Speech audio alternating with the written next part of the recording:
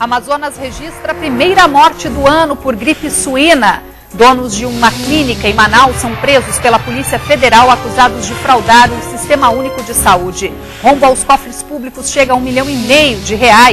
Por causa das chuvas, mais 2 municípios decretam situação de emergência no estado. Copa 2014. Representantes da FIFA fazem neste sábado segunda visita técnica a Manaus. Andamento das obras do estádio, mobilidade urbana e rede hoteleira serão alguns dos investimentos avaliados. O Band Cidade começa agora.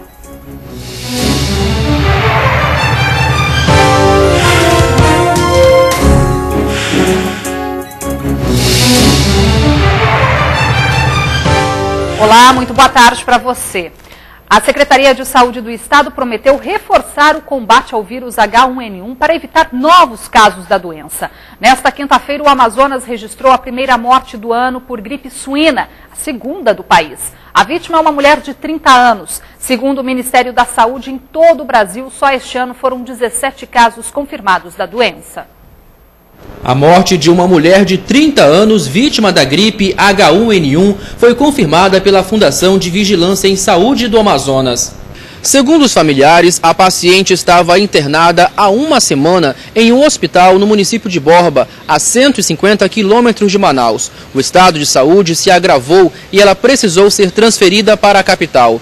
Aqui foi submetida a exames médicos e as amostras de sangue confirmaram gripe suína. A paciente passou então a ser tratada com medicamentos antivirais, mas não resistiu.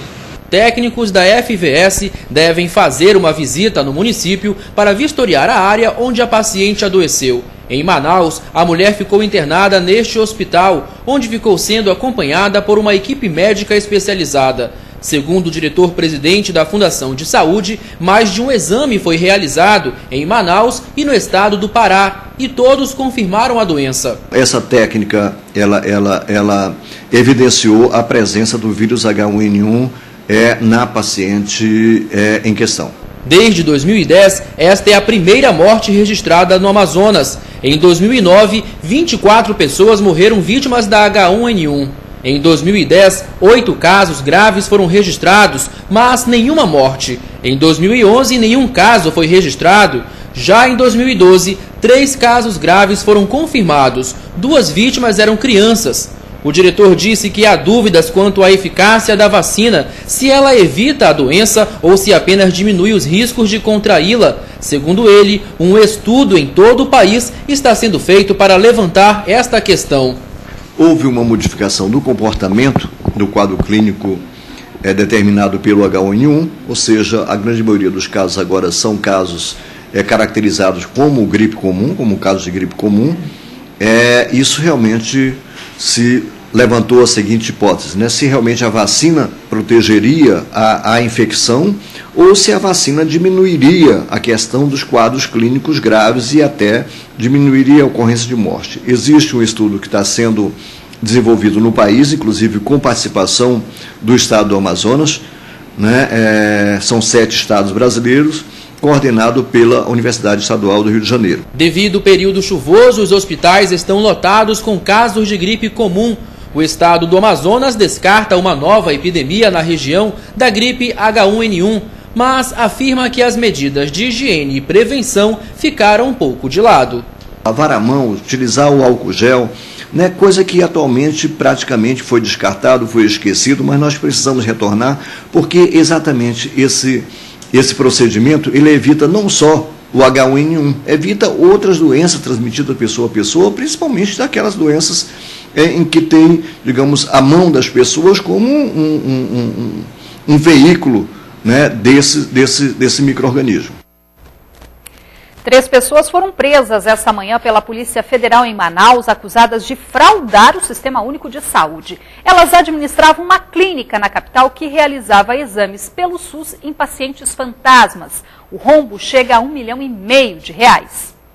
Os pacientes que chegaram à clínica no centro de Manaus para realizar exames médicos deram de cara com agentes da Polícia Federal. É um susto, eu tô assim, não sei nem o que eu vou fazer agora, né? Encaminhada para onde, que é a primeira vez. O Instituto do Sono do Amazonas tinha convênio com o SUS para a realização de exames caros, considerados de alta complexidade. De acordo com a Polícia Federal, os donos da clínica criavam entre 100 e 120 pacientes fictícios por mês e cobravam pelo serviço que não era feito. Produzia guias para pagamento de pacientes do SUS. Como é que era isso? A clínica solicitava ao Estado o pagamento de determinados exames e inseria nessas guias de solicitações o nome de pacientes fictícios, ou seja, esses pacientes nunca foram recepcionados e atendidos pela clínica, entretanto, eram pagos pelos exames. Os agentes apreenderam documentos e computadores. 3 pessoas foram presas, os donos e a ex-administradora do Instituto. O desfalque aos cofres públicos pode chegar a R$ 1,5 milhão de reais. Isso só referente ao período de 2010 ao início de 2011. A polícia continua com a investigação. Quer saber se outras clínicas também estão envolvidas com o mesmo tipo de fraude. Com o material apreendido é isso que a gente vai verificar para saber realmente quantos foram, se está apenas nessa clínica, se teve outras ramificações, quais as fragilidades do sistema que a gente pode tentar melhorar. Os suspeitos vão responder processo pelos crimes de estelionato, falsificação de documentos e falsidade ideológica. A Secretaria Municipal de Meio Ambiente apreendeu em Manaus esta manhã uma carga de madeira trazida ilegalmente da China. O flagrante foi na Avenida Torquato Tapajós, zona centro-sul da capital. Como a carga não tinha licença ambiental, o proprietário do caminhão foi multado em R$ 7 mil. Após as denúncias apuradas pelo Ministério Público sobre uma possível venda de licenças, agora um projeto da Câmara sugere a redução da frota dos micro-ônibus que prestam o serviço de transporte executivo na capital.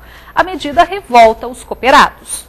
O serviço do transporte executivo foi regulamentado em 2009. Atualmente, 260 micro-ônibus circulam pelas ruas da capital. Passado pouco mais de 2 anos, o assunto volta a gerar polêmica. Um projeto de lei de autoria do vereador Wilton Lira pretende reduzir de 10% para 5% a frota dos micro-ônibus em relação ao transporte convencional. Precisamos diminuir a frota de transporte executivo na cidade de Manaus.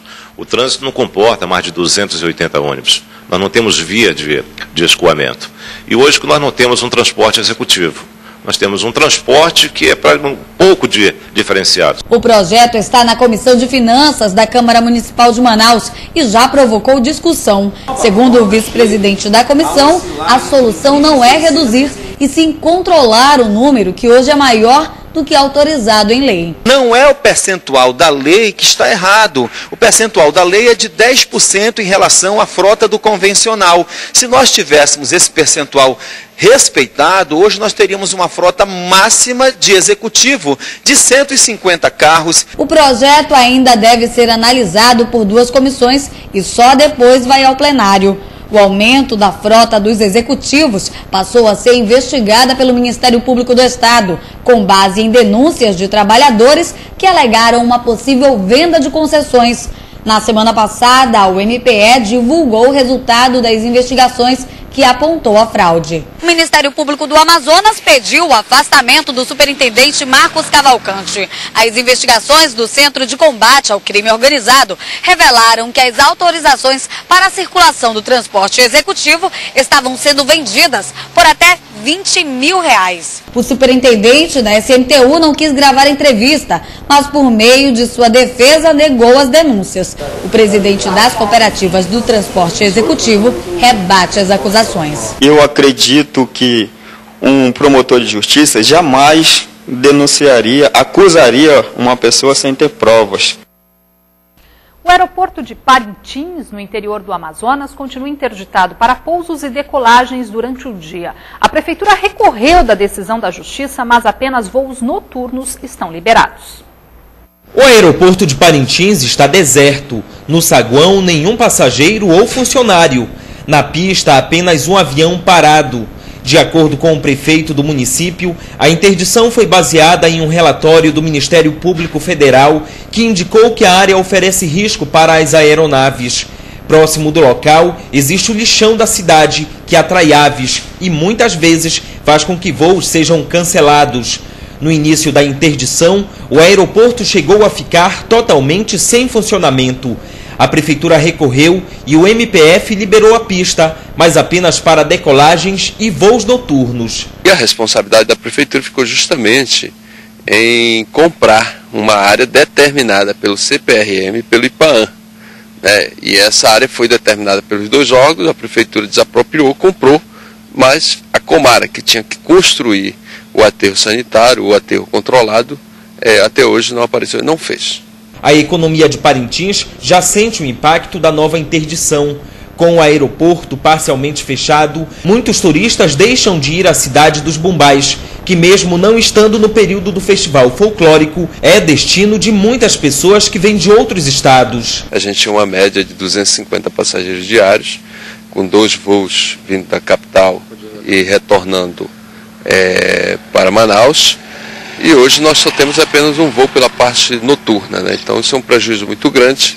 De acordo com a Associação Amazonense dos Municípios, pelo menos 30 aeroportos em todo o estado estão com dificuldade de funcionamento por vários motivos. A associação defende que os aeroportos devem ser administrados pelos governos estadual e federal. Ainda de acordo com a associação, cada município do interior chega a gastar R$30 mil por mês apenas para a manutenção dos aeroportos. A Infraero tem entregue esses aeródromos nas mãos das prefeituras. E as prefeituras não conseguem dar a solução diante dos deveres que nós já temos e já é demais, para cumprir no interior do estado do Amazonas. Quer dizer o seguinte, que municipaliza os serviços, mas não municipaliza os recursos. Em instantes, aqui no Band Cidade, o governo do estado adia para mais 2 anos validade de concurso para o Corpo de Bombeiros realizado em 2009 e ainda sobe para 10 o número de municípios em situação de emergência por causa das chuvas no estado.